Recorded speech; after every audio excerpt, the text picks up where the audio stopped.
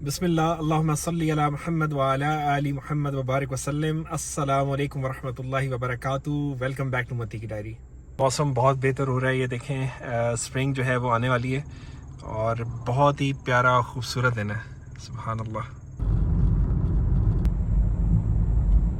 देखिए मैं एक दुकान पे आया हूँ, देखें यहाँ पे टेंट्स की वैरायटी देखें, क्योंकि आगे सीज़न आ रहे हैं कैंपिंग का, तो उसके हवाले से काफ़ी चीज़ें यहाँ पे मौजूद हैं। तो ये इस तरह की दुकानें ना मुझे काफ़ी ज़्यादा अच्छी लगती हैं, मतलब इस तरह का सामान ये काफ़ी अट्रैक्ट करता है मुझे। तो ये सुभान अल्लाह, कैंपिंग चेयर्स, कैंपिंग इक्विपमेंट और टेंट्स वगैरह काफ़ी कुछ मौजूद है यहाँ पे। ये कैंपिंग टेबल देखें, सुभान अल्लाह। ये टेंट देखें कितना बड़ा है, इसके अंदर अगर मैं जाऊँ, ये देखें सुभान अल्लाह। ये देखें, ये जो आगे एरिया है ना, ये भी इसी टेंट का पार्ट लग रहा है मुझे। ये देखें कितना बड़ा टेंट है। ये एक बड़ा एरिया, यहाँ पे एक बड़ा रूम कह लें इसको, ये दूसरा और फिर ये तीसरा। तो ये पूरी अगर कोई बड़ी फैमिली है ना, उसके लिए बहुत बड़ा टेंट है। मेरे ख्याल है ज़रूरत से काफ़ी ज़्यादा है। कपड़े सुखाने के लिए अगर आप कहीं जा रहे हैं कैंपिंग पे और आपके पास कपड़े हैं जो आपने धोने हैं या गीले हो जाते हैं, तो उसके लिए इस तरह की चीज़ें भी हैं। तो बहुत जो ज़्यादा शौकीन लोग हैं वो इस तरह की चीज़ें भी ले जाते हैं साथ। ऑर्गेनाइज़र्स हैं यहाँ पे, आप इसको जूतों के लिए भी इस्तेमाल कर सकते हैं और यहाँ पे जो है आप कपड़े वगैरह भी रख सकते हैं। तो ये छोटी सी अलमारी है, ये इसका पैराशूट टाइप यहाँ पे मटेरियल है और ये फोल्डेबल भी है। छोटी छोटी कुर्सियाँ जो है ना वो इस किस्म की भी आजकल मार्केट में आई हुई हैं और ये फोल्ड हो जाती हैं और गाड़ी में रख के आप इसका इस्तेमाल कर सकते हैं अपनी कैंपिंग साइट पे। अच्छा, ये एक बंदे वाला टेंट है, अगर आपने खाली सोने के लिए इस्तेमाल करना है, इसमें बैठने की जगह इतनी नहीं है, लेकिन जो है वो सोने के लिए आप इसको इस्तेमाल कर सकते हैं। तो ये बिल्कुल छोटा, इसकी हाइट इतनी नहीं होती, लेकिन इसमें आप लेट सकते हैं और ये मैट्रेस इसके अंदर डला हुआ है, ये देखें सुभान अल्लाह। मैं एक दूसरे स्टोर पे आया हूँ, यहाँ से मुझे ये मल्च लेनी है। ये क्यारियों में डालते हैं ताकि वीड वगैरह जो है वो ग्रो ना कर सके। तो ये मल्च मुझे थोड़ी चाहिए और जो इसके नीचे एक शीट डलती है वो शीट भी मुझे लेनी है। ये देखें सारी आउटडोर प्लांटिंग की चीज़ें यहाँ पे पड़ी हुई हैं। ये पौधे वगैरह, फूल वगैरह यहाँ पे पड़े हुए हैं। ये देखें डिफरेंट कलर्स के फूल उन्होंने यहाँ पे गमले भी साथ रखे हुए हैं। काफ़ी सारे मल्च के मैंने पैकेट ले लिए हैं और ये वीट की शीट भी ले ली है। और इसको ज़मीन में जब लगाते हैं ना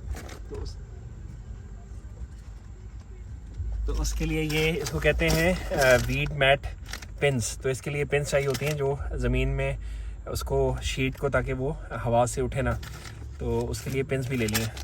तो यहाँ से जो काम था ना वो हो गया अल्हम्दुलिल्लाह।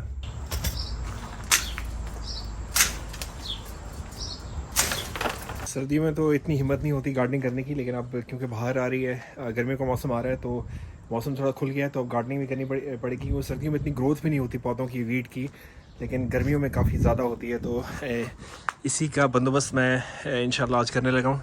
तो ये सारे जो गत्ते यहाँ पे मैंने बिछाए हुए हैं ना, ये इसलिए बिछाए हुए हैं कि वीड मैट खाली अगर मैं डालूँगा तो वो वीड जो है ना वो मैट को, इस वाले मैट को फाड़ के भी बाहर आ जाती है। लेकिन अगर नीचे गत्ते में डाल दूँगा तो उससे ज़रा ज़्यादा प्रोटेक्शन होती है, वीड को इतना मौका नहीं मिलता बाहर आने का। तो अभी मैं गत्ते पहले सीधे करूँगा, उसके ऊपर ये मैट बिछाऊँगा और इस मैट पे ये कुंडे इस तरह से लगेंगे और उसके बाद जो मैं वो लाया हुआ हूँ ना मल्च, वो उसके ऊपर मैं डाल दूँगा ताकि वीड मैट जो है हवा से उड़े ना और प्रोटेक्शन जो है वो ज़बरदस्त हो जाए।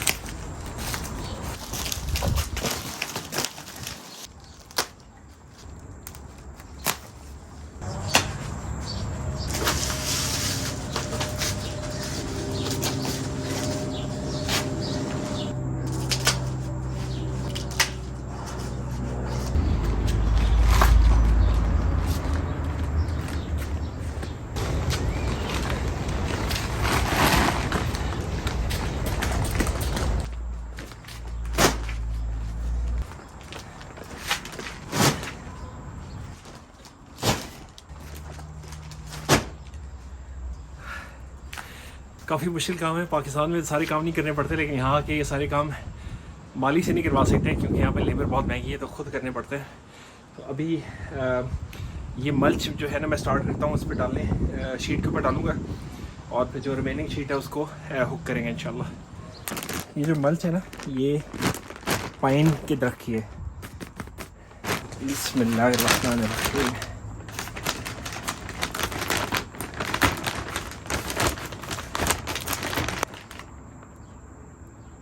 मेरे को पाइन वाली खुशबू है।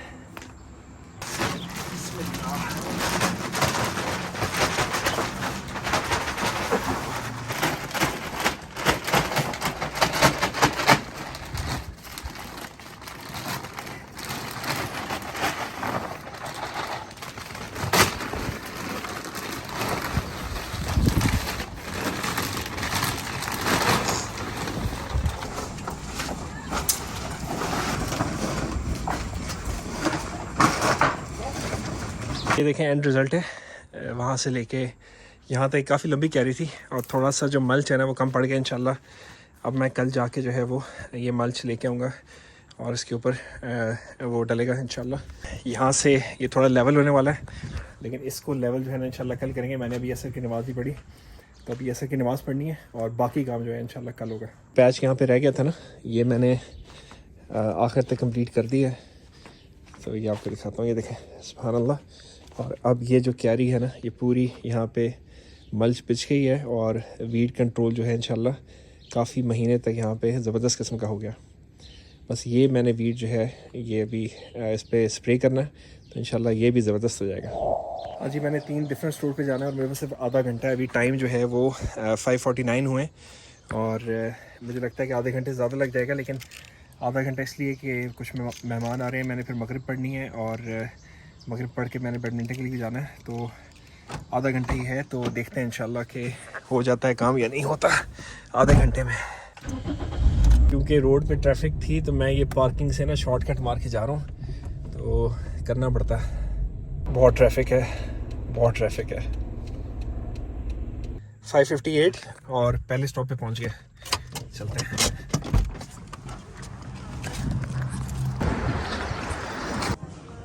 यहाँ से मैंने सिर्फ शाही हलीम लेनी थी। ये शान की जो पाकिस्तानी हलीम है ना, ये इसका पैकेट लेना। मगरिब का टाइम है और सड़कें जो है वो आहिस्ता आहिस्ता क्लियर हो रही हैं। ऑफिस से जो रश निकलता है ना तो वो आहिस्ता आहिस्ता जो है वो छट रहा है।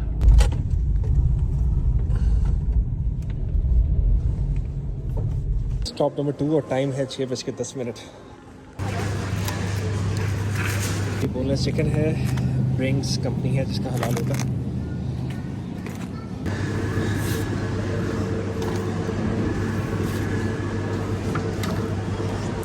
ये लेमन केक मेहमानों के लिए और अपना फेवरेट मोगो मोगो, और इसमें भी लीची।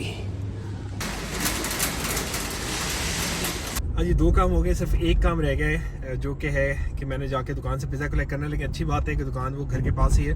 आपको मैं सनसेट का व्यू दिखाता हूँ। ये सामने सुभान अल्लाह अभी मगरिब का टाइम है और सूरज जो है ना सामने मगरिब में गुरूब हो रहा है, तो बहुत ही ज़बरदस्त सीन बना हुआ है। ये जो पिज़्ज़ा की दुकान है ना इसके बिल्कुल सामने गोरों का कब्रिस्तान है। ये सामने ये देखें। 6:33 हुए हैं। मुझे जो है वो 15-20 मिनट ज़्यादा लग गए, लेकिन still it's a very good time. हाँ जी, आज का सारा दिन कामों में निकल गया, लेकिन जाने से पहले मैं आपको एक वाक़या सुनाना चाहता हूँ जो मेरे साथ पेश आया। जब मैं पाकिस्तान से वापस न्यूजीलैंड आ रहा था तो सिडनी एयरपोर्ट पे हुआ ये कि हमारी फ़्लाइट जो है वो थोड़ी सी लेट हो गई और मुझे क्राइस्टचर्च एयरपोर्ट पे एक दोस्त ने पिक करने आना था। तो जब हमारी फ़्लाइट की अनाउंसमेंट हुई ना तो मुझे ये ख्याल आया कि मैं उसको अपने दोस्त को कॉल करके बता दूं कि फ़्लाइट जो है वो लेट है, तो आप मुझे देर से मतलब थोड़ा सा 2 घंटे बाद पिक करने आओ। तो मैंने कॉल मिलाई और ये कॉल मिलाते ही हम जो टनल जिससे गुज़र के जहाज़ तक जाना होता है तो उसमें एंटर हो गए। तो फैमिली मेरे साथ थी, तो जैसे ही टनल के बीच में पहुँचे तो मेरी कॉल जो है वो डिस्कनेक्ट हो गई, क्योंकि सिग्नल्स वहाँ टनल के बीच में नहीं होते। तो मैंने फैमिली से कहा कि आप लोग यहीं ठहरे और मैं जो है वो बात करके आता हूँ। अब मेरे से मेरा जो बेटा है वो उस वक्त साल का था, वो मौजूद था और बाकी फैमिली जो है वो टनल के बीच में थी।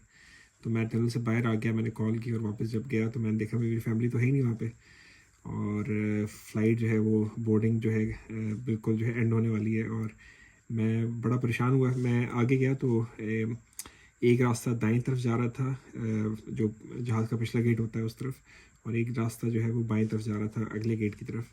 तो मैंने दोनों तरफ नज़र डाली, मुझे फैमिली नज़र नहीं आई अपनी ना, वहीं से खड़े होकर। तो बहरहाल मैं दाएं वाले रास्ते पे चला गया, और वहाँ पे मैं जब जहाज़ के दरवाजे पहुँचा, मैंने उनसे पता किया तो उन्होंने भी लाइलमी का इजहार किया।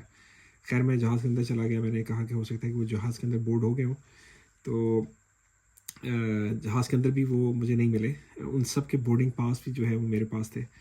तो मैंने इसी परेशानी में मैंने जहाज़ का जो स्टाफ था दरवाजे पे, उसके पास मैं गया। मैंने कहा यार इस तरह मेरी फ़ैमिली जो है वो इस तरह से हुआ है, और वो मुझे लगा कि वो जहाज़ के अंदर आ गए, नहीं जहाज़ के अंदर तो वो नहीं, और बोर्डिंग पास सारे मेरे पास है। तो मैं अगर मैं जाता हूँ और उनको देख के आता हूँ कि वो हो सकता है टनल में ही कहीं हो। तो उन्होंने तो साफ इनकार कर दिया। उन्होंने कहा कि एक दफ़ा आप जहाज़ के अंदर एंटर हो जाएं, तो अनलेस आपके साथ कोई ग्राउंड स्टाफ का बंदा ना हो और आपको परमिशन ना मिले, आप जहाज़ को छोड़ नहीं सकते, आप जहाज़ से नीचे नहीं जा सकते। तो ये तो सुन के मेरे तो होश उड़ गए। और खैर मैं दूसरे दरवाज़े पे गया, वहाँ भी मैंने उनसे बात की। तो मैंने उनको बताया इस तरह से फैमिली, तो उन्होंने भी मैंने उनके कान में डाल दिया कि सर मेरी फैमिली है और मिल नहीं रही, लेकिन ऑब्वियसली मैं जहाज़ जो है वो छोड़ नहीं पाया। तो इसी परेशानी में अब मैं और मेरा जो साल का जो बेबी है, बेटा, वो हम दोनों जहाज़ में थे, और बाकी सारी फैमिली जो है वो बाहर कहीं गुम गई थी।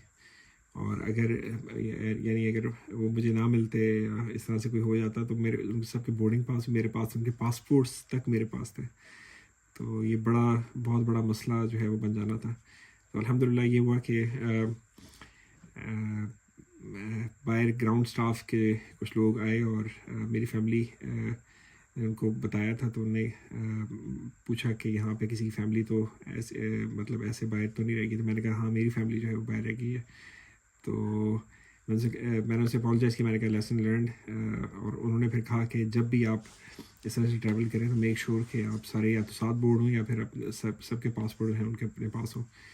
तो खैर अल्हम्दुलिल्लाह फैमिली जो है वो फाइनली हमारी मुलाकात हो गई। वो जहाज़ के अंदर आ गए, बोर्डिंग पास मैंने उनके सारे सबके मतलब उनको ग्राउंड स्टाफ को दे दिए थे, तो उनको लेके आ गए।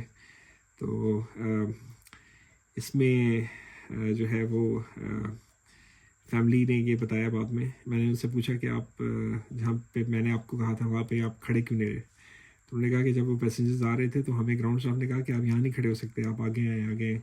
तो वो हमें ना एक तरह से ज़बरदस्ती जो है वो आगे ले गए, और वहाँ पे जो दो रास्ते थे, एक टी सा बन रहा था ना, तो उस पर एक लेफ़्ट साइड वाले रास्ते पे उन्होंने हमें खड़ा कर दिया।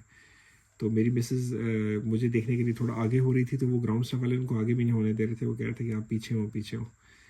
तो इसीलिए जब मैं वहाँ पे आया तो मुझे वो नज़र भी नहीं आया। तो खैर अल्हम्दुलिल्लाह हमारी मुलाकात हो गई, और लेकिन हम अल्हम्दुलिल्लाह हम एक बहुत बड़ी परेशानी से बच गए।